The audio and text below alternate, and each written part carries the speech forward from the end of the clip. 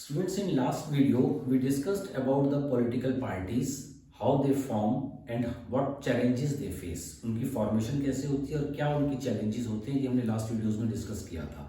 आज की वीडियोस में हम डिस्कस करेंगे कि पॉलिटिकल पार्टीज के फंक्शंस क्या होते हैं, वो वर्क क्या करती हैं, काम क्या करती हैं पॉलिटिकल पार्टीज, ये आज की वीडियो में हम डिस्कस करेंगे।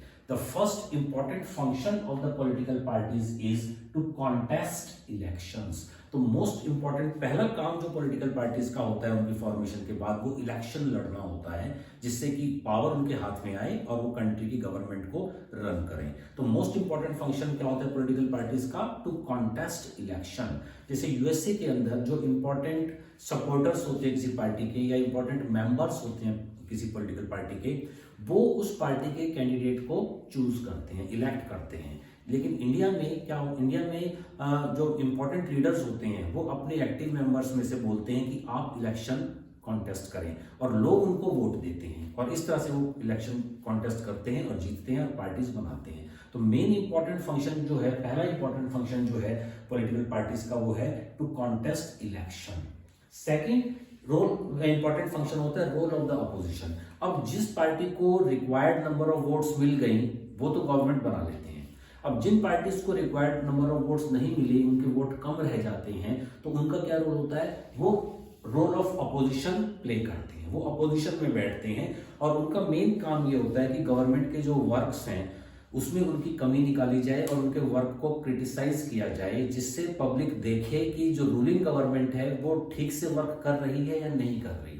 और अगर अपोजिशन पार्टी प्रॉपरली उनके वर्क को क्रिटिसाइज कर देती है और प्रूफ कर देती है कि ruling government is not working according to the constitution और according to the welfare of the people, तो नेक्स्ट इलेक्शंस में ये चांस होता है कि अपोजिशन पार्टी को ज्यादा वोट्स मिलेंगे और वो रूलिंग पार्टी के फॉर्म में आ जाएगी। तो पॉलिटिकल डेमोक्रेटिक कंट्री के लिए अपोजिशन का होना बहुत जरूरी है, क्योंकि अपोजिशन की वजह से ही जो रूलिंग पार्टी है वो हमेशा अलर्ट रहती है और उसके वर्क हमेशा पब्लिक वेलफेयर के लिए होते हैं। अदरवाइज को डर होता है कि अगर हम कुछ गलत करेंगे, कुछ गलत स्टेप्स लेंगे, कुछ रॉन्ग पॉलिसीज अगर हम फॉलो करेंगे, तो अपोजिशन बिल्कुल अलर्ट एक वॉच डॉग की तरह बैठा है और वो हमें एक्सपोज कर देगा। तो इसमें एक इंपॉर्टेंट रोल होता है पॉलिटिकल पार्टीज में, रोल ऑफ अपोजिशन का। That was the second important function.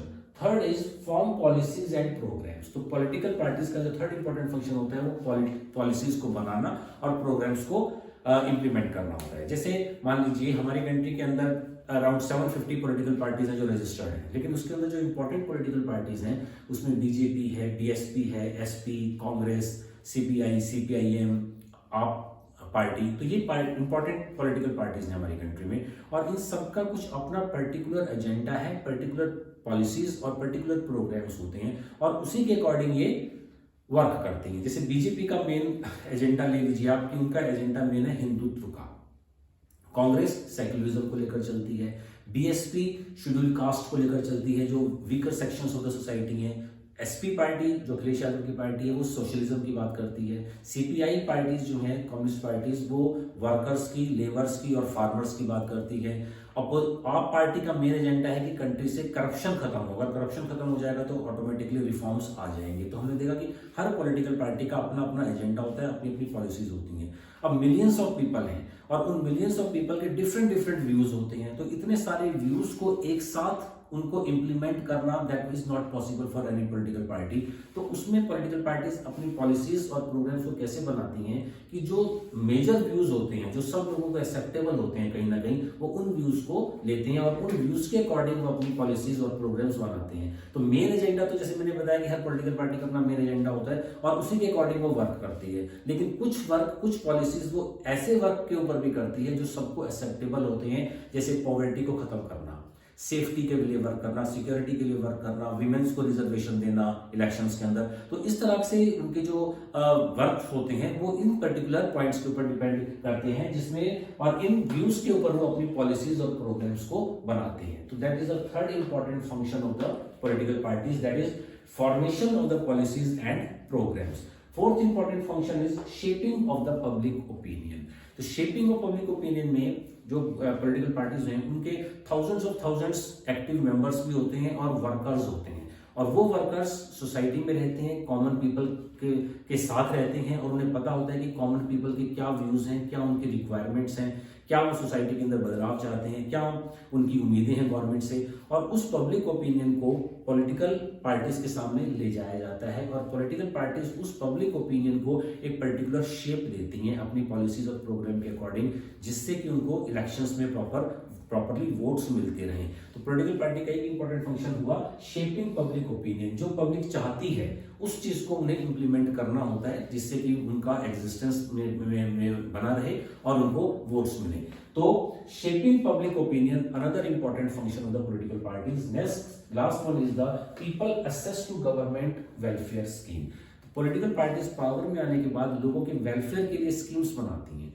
अब उन स्कीम्स को जब वो इंप्लीमेंट किया जाता है तो उनको इंप्लीमेंट करने का वर्क होता है गवर्नमेंट ऑफिशियल्स का, जिसके अंदर एग्जीक्यूटिव्स होते हैं, आईएएस ऑफिसर्स, पीसीएस ऑफिसर्स, और उनका पूरा एक प्रॉपर स्टाफ होता है, ऑफिस होता है, और उन ऑफिस और ऑफिशियल्स के थ्रू जो गवर्नमेंट की वेलफेयर स्कीम्स हैं वो लोगों तक पहुंचाई जाती हैं। जैसे गवर्नमेंट की वेलफेयर स्कीम्स में नरेगा आप लोग ले सकते हैं, नरेगा है, या प्रधानमंत्री आवास योजना, प्रधानमंत्री एम्प्लॉयमेंट योजना। इन स्कीम्स को लोगों को तक कैसे पहुंचे, इसके लिए गवर्नमेंट ऑफिशियल्स होते हैं ऑन द वन साइड। लेकिन जो कॉमन पीपल होता है उसकी अप्रोच ऑफिशियल्स पर नहीं होती, क्योंकि ऑफिशियल्स हमें जो है वो एग्जाम पास करके आते हैं और उनका पीपल से कोई डायरेक्ट कांटेक्ट नहीं होता, और ना ही पीपल उन्हें जानते हैं। आज भी बहुत से लोग हैं जो नहीं जानते क्योंकि उनके एरिया में कौन डिप्टी कमिश्नर है, कौन एसपी है, कौन डीएम है। Majority of the people don't know what who is the DM and who is the SP, क्योंकि उनका उनसे डायरेक्ट कांटेक्ट नहीं होता। और जो एमपीज और एमएलएज होते हैं उनसे लोगों का डायरेक्ट कांटेक्ट होता है, क्योंकि लोग उनको वोट देते हैं और वो उनके लिए वर्क करते हैं। When the people give their votes to the political leaders including the MPs और the MLAs, then these political leaders are bound to work for the people. तो अब उनके पास लोग इजीली पहुंचते भी हैं, उनको वहां तक जाने में कोई हेजिटेट नहीं होता, क्योंकि वो अपने एमपीज को और अपने एमएलएस को प्रॉपरली जानते हैं, पहचानते हैं, समझते हैं, तो उन तक जाने में उन्हें कोई प्रॉब्लम नहीं होती। और ये एमपीज और एमएलएस उन स्कीम्स को लोगों तक इंप्लीमेंट करवाते हैं, ये एक उनका अनदर इंपॉर्टेंट फंक्शन होता है। तो ये पॉलिटिकल फंक्शंस अभी हम लोगों ने डिस्कस किए डिफरेंट पॉलिटिकल पार्टीज के। Students, you like video, share video and subscribe the channel. Okay, thanks.